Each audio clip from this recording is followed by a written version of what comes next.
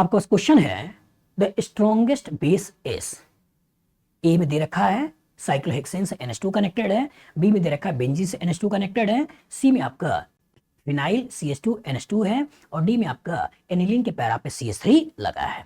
Analyse करो question क्या है, स्ट्रॉन्गेस्ट बेस, इनमें से कौन स्ट्रॉन्गेस्ट बेस है।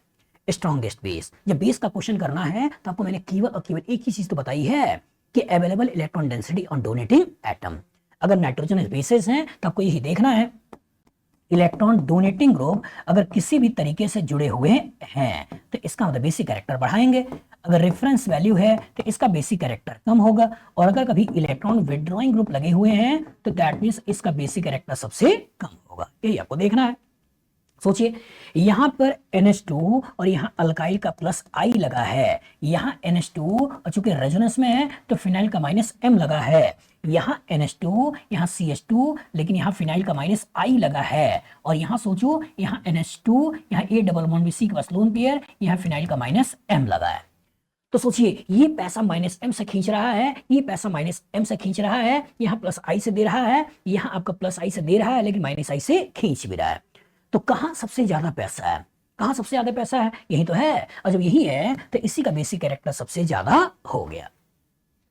कॉन्सेप्ट एकदम क्लियर रहे, जनरल ऑर्डर एकदम क्लियर रहे, general order of nitrogenous bases clear है कि सबसे पहले जो बात करते हैं वो कौन सा है, ग्वानिडीन।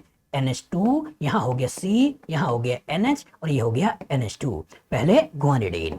उसके बाद कौन सा हो गया, उसके बाद हो गया एमिडीन, एमिडीन के बाद कौन सा हो गया, उसके बाद हो गया एलिफेटिक अमीन, एलिफेटिक अमीन के बाद कौन सा हो गया, उसके बाद हो गया एरोमेटिक अमीन, एरोमेटिक अमीन के बाद कौन सा हो गया, इसके बाद अमाइड, और अमाइड के बाद लास्ट में कौन सा सोचना है, आपको सोचना है सल्फोनामाइड। तो नाइट्रोजनस बेसिस के क्वेश्चन आते हैं बेटा तो इन्हीं से क्वेश्चन आते हैं, सबसे पहले ग्वानिडीन, फिर एमिडीन, फिर एलिफेटिक अमीन, फिर एरोमेटिक अमीन, फिर अमाइड, बाद में सल्फोनामाइड। तो ये जो क्वेश्चन है किसका है, ये क्वेश्चन है एलिफेटिक अमीन, ये क्वेश्चन है एरोमेटिक अमीन, ये क्वेश्चन है एलिफेटिक अमीन, ये क्वेश्चन है एरोमेटिक अमीन। तो एलिफेटिक अमीन का बेसिक कैरेक्टर ज्यादा, एरोमेटिक अमीन का बेसिक कैरेक्टर कम, तो एरोमेटिक अमीन का बेसिक कैरेक्टर कम और एलिफेटिक अमीन का बेसिक कैरेक्टर ज्यादा।